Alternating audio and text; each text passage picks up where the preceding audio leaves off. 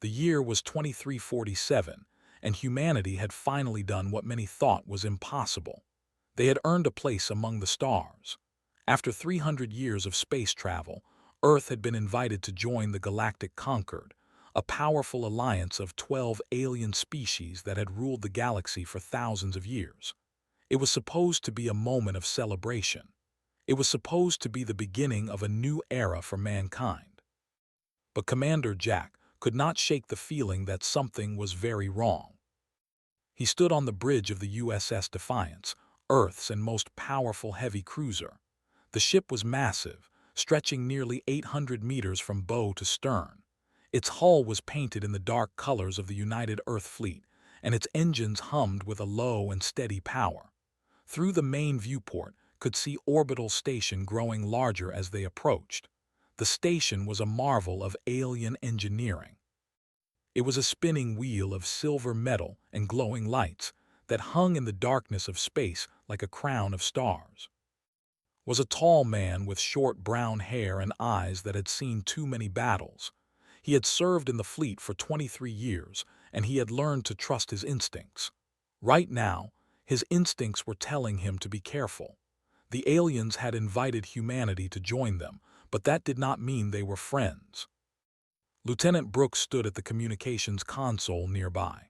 She was young, barely 26 years old, with red hair tied back in a neat bun.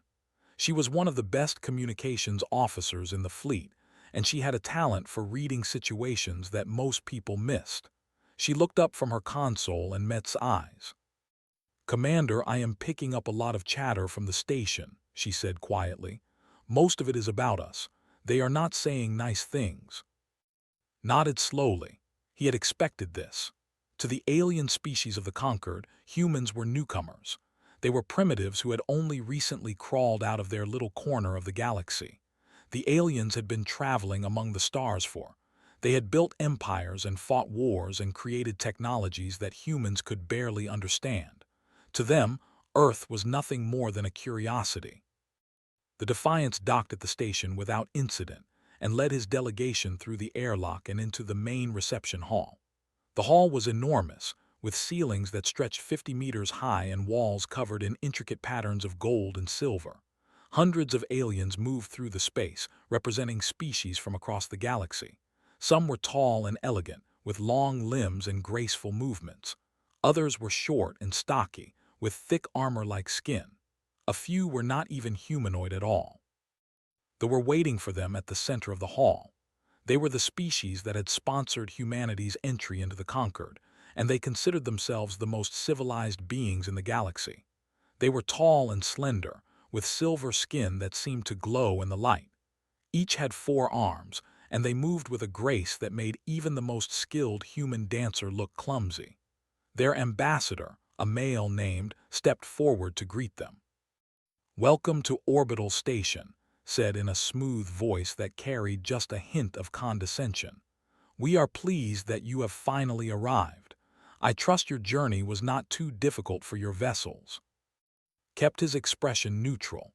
He understood the insult hidden in those words. They were implying that human ships were slow and outdated.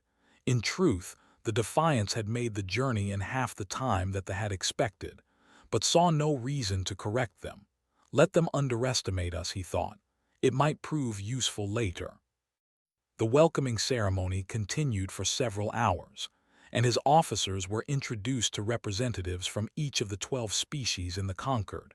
Most of them were polite but distant. A few were openly curious about the newcomers, but one group made no effort to hide their hostility. They were a warrior species. They were reptilian in appearance, with thick scales that ranged in color from dark green to black. They stood taller than humans, with powerful bodies built for combat. Their eyes were yellow and cold, and they looked at the human delegation the way a predator looks at prey. Their fleet commander, a massive figure named, stood at the back of the hall with his officers, watching everything with obvious disdain. Brooks noticed them immediately. She moved closer to and spoke in a low voice. "Commander, they are talking about our ships. They think our weapons are a joke." Glanced at thee and saw laughing with his officers. He could not hear what they were saying, but he could guess. Though, like every other species in the Concord, used plasma weapons and energy shields. They had developed these technologies over thousands of years, and they believed that nothing could stand against them. When they looked at human ships, they saw vessels armed with what appeared to be primitive projectile launchers. They saw chemical propulsion and metal slugs. They saw weakness. What they did not see was the truth. Hidden within the hull of every human warship was a weapon that no alien species had ever encountered. There was a masterpiece of electromagnetic engineering. It used powerful magnetic fields to accelerate a tungsten projectile to speeds that were almost unimaginable.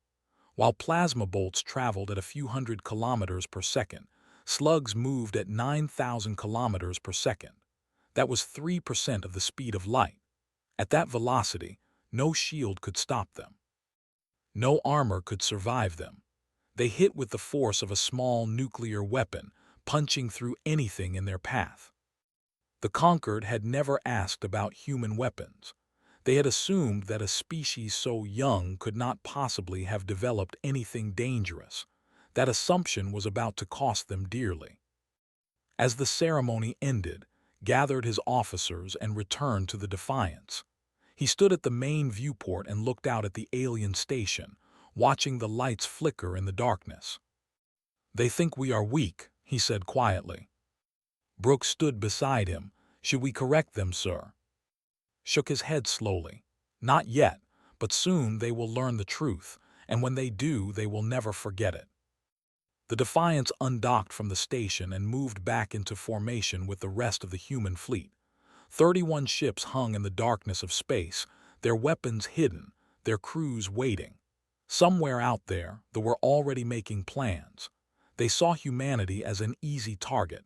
They saw a species that could be conquered and enslaved. They were wrong, and when they discovered just how wrong they were, the entire galaxy would tremble. 3 months had passed since humanity joined the Galactic Concord, and the situation had grown worse with each passing week. The Empire had made their intentions clear. They did not want humans in their galaxy. They did not want to share trade routes or negotiate treaties. They wanted humanity gone, and they were willing to use force to make it happen. Admiral Sam received the transmission at Fleet Command on Mars. He was an older man with hair and deep lines on his face that told the story of a lifetime spent in service. He had commanded ships in a dozen conflicts, and he had never lost a battle. But as he listened to the message, even he felt a chill run down his spine. The message was simple. They were claiming ownership of the 442 system, where humanity had established a colony 3 years ago. They were demanding that all humans leave the system within 48 hours. If the colony was not evacuated, the fleet would destroy it. Called an emergency meeting of his senior staff. They gathered in the war room on Mars, a secure facility buried deep beneath the surface. The room was filled with holographic displays showing fleet positions, supply lines, and tactical data. 20 officers sat around the central table, their faces grim. "The colony on 442B has over 200,000 people," said. "Evacuating them in 48 hours is not possible. Even if we had enough transport ships, we do not have the time." Captain Maria spoke next. She was the commanding officer of the USS Sentinel, one of the heavy cruisers in the Earth fleet. She was a woman in her early 40s, with short black hair and a reputation for staying calm under pressure. "Sir, our intelligence reports show that they have assembled over 200 warships in the sector. We have 31 ships available for combat operations." The numbers were not good. 6-to-1 odds against an enemy that had never lost a war. They had conquered dozens of species over the past 2,000 years. Their fleet was the most feared in the galaxy. By every conventional measure, humanity was about to be crushed. But Admiral was not a conventional man. "Then we better make those 31 ships count," he said quietly. "Order all available vessels to proceed to 442 at maximum speed. Maintain communications blackout until we arrive. They must not know we are coming." The human fleet gathered in the shadow of a gas giant near the system. The ships hung in darkness, their running lights off, their engines cold. From a distance, they were invisible. Lieutenant Commander Cole stood at the weapons console aboard the Defiance, running final checks on the ship's primary armament. Cole was a young man, barely 30 years old, but he had studied technology since he was a teenager. He understood these weapons better than almost anyone in the fleet. He knew their power, he knew their range, and he knew that the aliens had no idea what was about to hit them. The twin batteries on the Defiance were each 30 meters long. They used superconducting electromagnets cooled to near absolute zero. When fired, they could accelerate a 10-kilogram tungsten slug to 9,000 kilometers per second in less than a tenth of a second. The energy released on impact was equal to several tons of conventional explosives. And unlike plasma weapons, which could be blocked by shields, kinetic projectiles could not be stopped. Physics did not allow it. Commander entered the weapons bay and stood beside Cole. "How are we looking, Lieutenant Commander?" Cole did not look up from his console. "All batteries are charged and ready, sir. Targeting computers are online. We have firing solutions for over 100 enemy vessels." Nodded slowly, "And the other ships?" "The same, sir. Every ship in the fleet is ready. When we fire, we will fire together." The waiting was the hardest part. Hours passed in silence. The crews sat at their stations, checking their equipment, running simulations, trying not to think about what was coming. Some of them wrote letters to their families. Others prayed. A few simply stared at the stars and wondered if they would live to see another sunrise. Then the sensors detected the fleet arriving in the system. Admiral's voice came over the fleet-wide channel. "All hands, this is the Admiral. The enemy has arrived. We are outnumbered and by every measure that the galaxy uses. But the galaxy does not know what we are capable of. Today, they will learn. Today, we show them what human beings can do when their backs are against the wall." The fleet emerged from faster-than-light travel in a standard crescent formation. 203 warships, their hulls bristling with plasma cannons and missile launchers. Their shields glowed with a faint blue light, powered by reactors that could light up entire cities. At the center of the formation was Flagship, a massive dreadnought that was larger than any human vessel. Broadcast his ultimatum across all frequencies. His voice was cold and confident. "Humans, you are surrounded and outmatched. Your primitive weapons cannot harm us. Surrender now and I will show mercy to your colony. Resist and I will burn every man, woman, and child on that planet." On the bridge of the Defiance, Commander turned to Brooks. "Open a channel to the fleet." Brooks pressed a button on her console. "Channel open, sir." Took a deep breath. "All ships, this is Commander. You have heard the enemy's words. They think we are weak. They think we are afraid. They think they can threaten our people and we will run." He paused for a moment. "Show them how wrong they are. All batteries target the enemy fleet." Across the human formation, weapons locked onto targets. Capacitors hummed with stored energy. The warmed up, their magnetic coils aligning for maximum efficiency. "Weapons free on my command," said. The fleet continued to advance, their officers laughing and joking about the easy victory to come. They saw the human ships sitting motionless in space. They saw what they believed were primitive weapons that could not penetrate their shields. They saw 31 small vessels facing 200 warships. They did not see the danger. "All ships," Admiral said, his voice calm and steady, "fire." And in that moment, the galaxy changed forever. The order had been given. 31 human warships opened fire at the exact same moment, and the darkness of space lit up with a fury that no alien species had ever witnessed. They did not produce the bright flashes of plasma weapons. They did not glow or shimmer or leave trails of light across the void. Instead, they simply hummed for a fraction of a second, and then the projectiles were gone. 10-kilogram slugs of tungsten carbide, harder than steel and denser than lead, crossed the distance between the fleets in less than 2 seconds.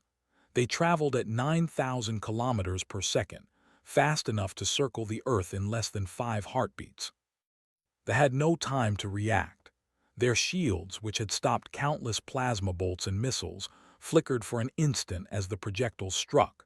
But kinetic energy was not the same as thermal energy. Shields were designed to disperse heat, not to stop solid objects moving at 3% of.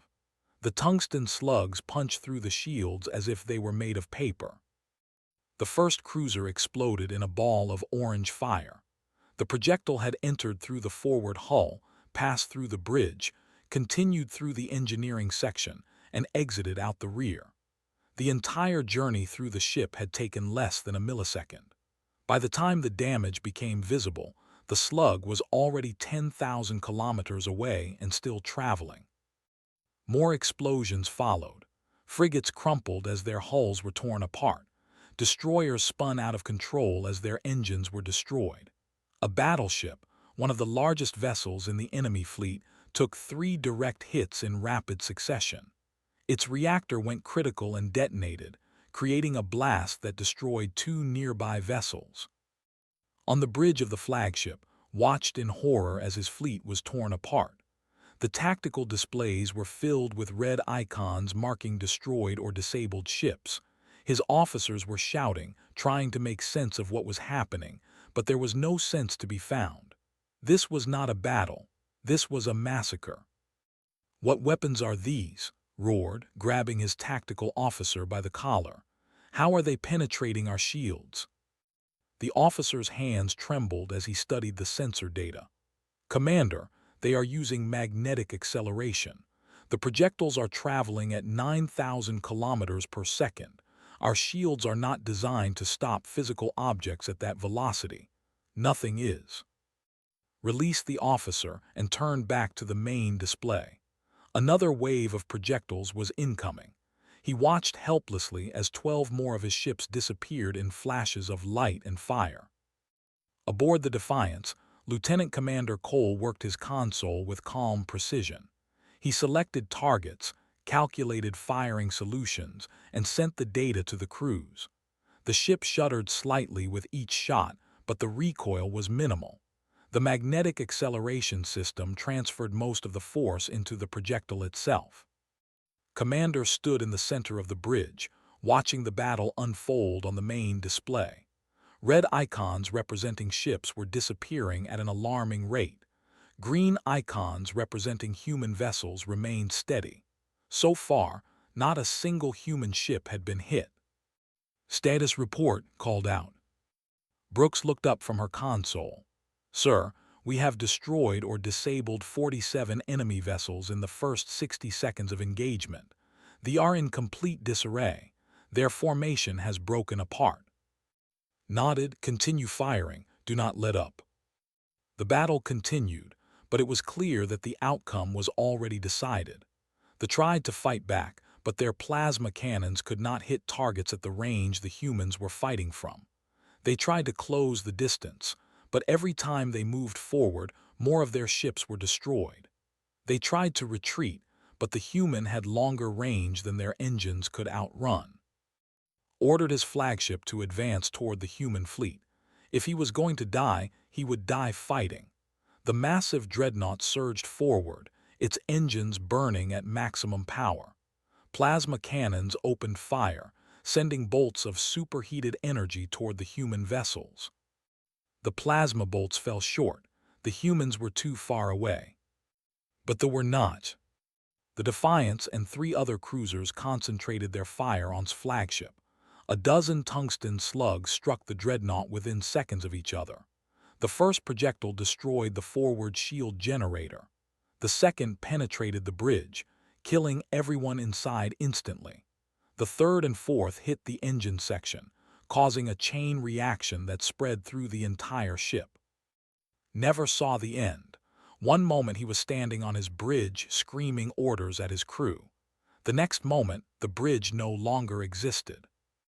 The dreadnought broke apart, its massive hull splitting into 1,000 pieces that tumbled through space. Secondary explosions lit up the debris field as fuel cells and ammunition cooked off. It was a spectacular death for a ship that had terrorized the galaxy for centuries. With their commander dead and their fleet in ruins, the remaining ships began to scatter. Some tried to jump to faster-than-light speed, but the human fleet targeted their engines and destroyed them before they could escape. Others surrendered, cutting their engines and broadcasting distress signals. A few fought to the end, charging at the human vessels in suicidal attacks that accomplished nothing. 11 minutes after the first shot was fired, the battle was over. Admiral's voice came over the fleet channel. "All ships cease fire. The enemy has been neutralized." Brooks ran the final numbers and reported them to Commander. "Sir, we have destroyed or disabled 138 enemy vessels. 65 ships surrendered or were captured. The remaining ships have fled the system." Let out a slow breath. "And our losses?" 4 ships destroyed, sir. 12 ships damaged but still operational." 4 ships. 4 ships against 138. It was a victory beyond anything that the galaxy had ever seen. Across the sector, alien species were monitoring the battle through long-range sensors. The Marathi and a dozen others watched in stunned silence as the mighty fleet was annihilated in less than a quarter of an hour. They had always known that humans were primitive. They had always assumed that human weapons were a joke. They were not laughing now. Commander looked out at the debris field, at the burning hulks of warships tumbling through space. He felt no joy. He felt no satisfaction. He only felt a grim awareness that everything had changed. Humanity had revealed its secret. The galaxy would never see them the same way again. News of the battle spread across the galaxy like wildfire. Within hours, every species in the conquered knew what had happened at 442. They knew that humanity had destroyed an entire fleet in 11 minutes. They knew that the most feared warriors in the galaxy had been crushed by a species that everyone had dismissed as primitive. And they were afraid. They demanded an emergency session of the High Council. Representatives from all 12 species gathered at the Great Chamber on there, a massive domed building that had hosted negotiations for over 3,000 years. The chamber was designed to impress and intimidate visitors. Its walls were covered in murals depicting achievements. Its ceiling was painted with images of stars and galaxies, a reminder of the claim to be the most civilized beings in the cosmos. Ambassador Daniel Peters represented Earth at the gathering. He was a calm and measured man in his early 50s, with silver hair and a quiet confidence that came from years of diplomatic service. He had spent his career negotiating treaties and resolving conflicts, but he had never faced anything like this. He walked into the chamber alone. No guards, no aides, just one human standing before representatives of 12 alien species, all of whom were looking at him with a mixture of fear and anger. High Counselor of the was the first to speak. She was old even by standards, with silver skin that had faded to a pale. Her 4 arms were folded across her chest, and her eyes burned with cold fury. "Ambassador Peters," she said, her voice echoing through the chamber, "you have been summoned to answer for the actions of your species. What happened has shocked this council to its core." Peters remained standing, his hands clasped behind his back. "I am here to answer your questions, High Counselor. I have nothing to hide." Gestured to a holographic display that appeared in the center of the chamber. It showed footage from the battle, captured by long-range sensors. The council watched as projectiles tore through ships, destroying them in seconds. They watched as the mighty dreadnought broke apart under concentrated fire. They watched as a fleet of 200 warships was reduced to burning debris. "You concealed weapons of mass destruction," said when the footage ended. "You joined our conquered under false pretenses. You pretended to be primitives while hiding technology that could threaten every species in this chamber. You violated the trust of this body." Peters shook his head slowly. "With respect, High Counselor, we concealed nothing. We answered every question that was asked of us. We provided specifications for our ships and our propulsion systems. Not once did any member of this Concord ask about our weapons. You assumed we were primitives. You assumed that our projectile launchers were primitive technology. That was your error, not ours." A murmur ran through the chamber. Several representatives shifted uncomfortably in their seats. They knew that Peters was right. They had been so confident in their own superiority that they had never bothered to investigate human weapons. The representative of the spoke next. There were species known for their neutrality and their keen analytical minds. Their representative, a figure with a segmented body and multifaceted eyes, rose from their seat. "They attacked a human colony without provocation," they said in a clicking voice that was translated by the chamber's systems. "They threatened to kill civilians. They gave humanity only 48 hours to evacuate 200,000 people. This was an act of aggression by any reasonable standard. Humanity had every right to defend itself." Turned to the with barely contained anger. But the scale of destruction, 138 ships in 11 minutes, this is not defense, this is annihilation. Peters stepped forward, drawing the attention of the entire chamber. "Yes," he said calmly, "it is, and that is precisely the point." He pressed a button on a small device in his hand, and a new holographic display appeared.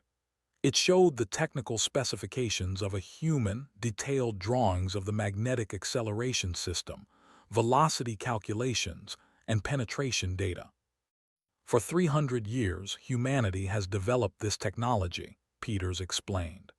"We did so because we knew that one day we would encounter species that saw us as weak, species that saw us as prey, species that would threaten our colonies and our people." He looked directly at the representative, a young officer who had been hastily appointed after his death. "We are not prey," Peters continued. "We never were. They made a mistake. They assumed that because we were new to the stars, we were easy to conquer. They assumed that because our weapons looked primitive, they could not harm them. They were wrong." The chamber fell silent.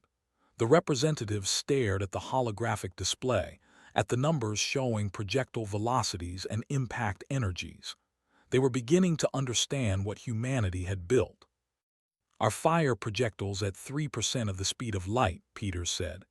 "At that velocity, no shield can stop them. No armor can survive them. Your plasma weapons, your energy shields, your missile systems, they are all designed to fight a certain type of war. We fight a different kind of war." He deactivated the display and let his words sink in. "Humanity does not want conflict with the conquered. We want trade and cooperation and mutual respect, but we will not be bullied, we will not be threatened, and we will not stand by while our people are murdered." The council voted on a motion to censure humanity for excessive force. The vote failed. 6 species voted against the motion, including the and 3 others who had grown tired of aggression. 4 species abstained. Only 2 voted in favor. After the session ended, Ambassador Peters returned to his quarters at the human embassy. He found dozens of messages waiting for him. 6 different species had sent private communications requesting military alliances.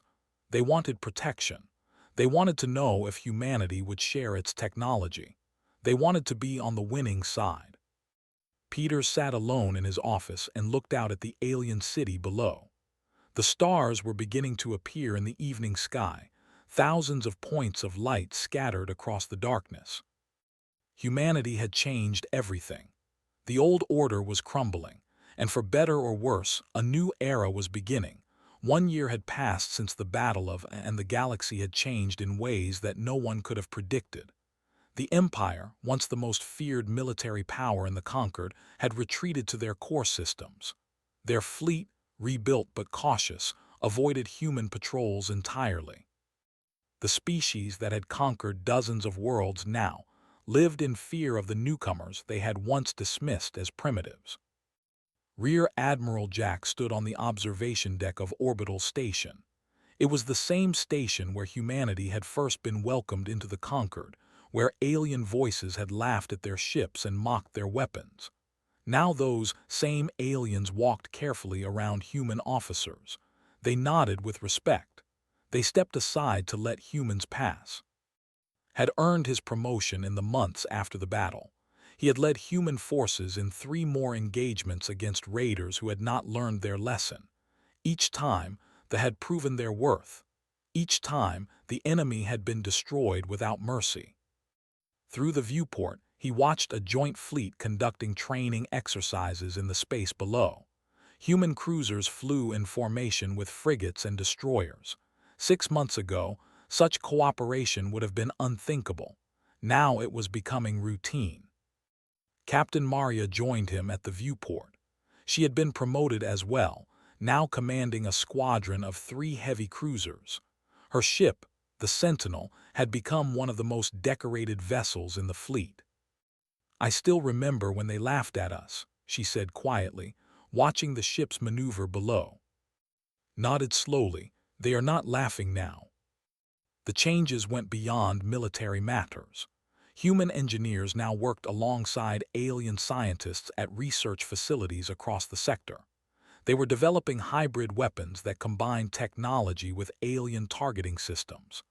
They were building new power sources, new propulsion systems, new ways of waging war that no species had ever imagined. Earth had begun sharing technology with trusted allies. They received a version that they adapted to their own vessels. The Marathi, a species of aquatic beings who had long been oppressed by the, received training from human weapons specialists. 3 other species were in negotiations for similar arrangements. The most advanced designs, however, remained classified.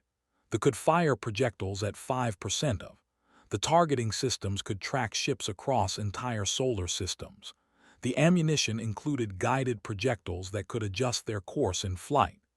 These weapons existed in only a handful of prototype vessels, hidden in secret shipyards deep within human space.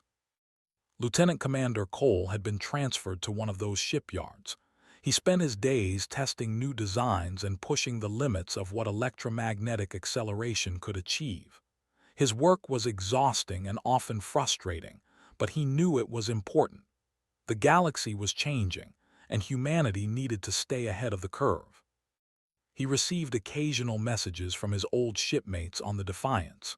Lieutenant Brooks, now a full lieutenant and senior communications officer, kept him updated on events across the sector. Her messages were always professional, but there was warmth beneath the formal language. They had shared something that few people could understand, and that bond would never break. Brooks herself had been assigned to the newly formed Alliance Fleet, a joint task force that included ships from 7 species.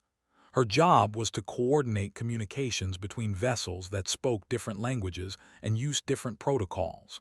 It was challenging work, but she excelled at it. She had a talent for understanding what people meant even when they struggled to express it. One evening, she intercepted a transmission from the far edge of the galaxy. The signal was weak and badly corrupted, but she managed to piece together enough to understand its meaning. An unknown species had been detected in the outer reaches, probing the borders of conquered space. Their ships used technologies that no one had ever seen before. Brooks forwarded the transmission to Fleet Command with a detailed analysis. The admirals would decide what to do next, but as she worked, she found herself smiling. Whoever these newcomers were, they would soon learn what they had learned. They would learn what the entire galaxy had learned. Humanity was not to be underestimated. On Earth, life continued as it always had. People went to work, raised their families, and lived their lives without thinking too much about the wars being fought among the stars.